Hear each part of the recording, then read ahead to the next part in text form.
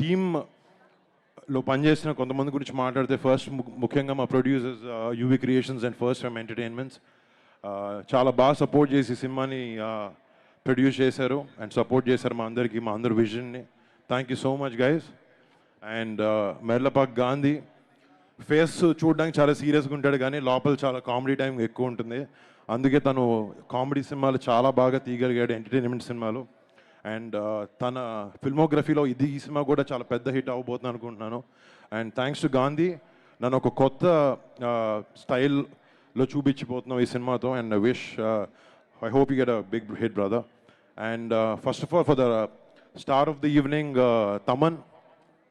తమన్కి టైంకి ఇనిషియల్స్ మారుతూ ఉంటుంది.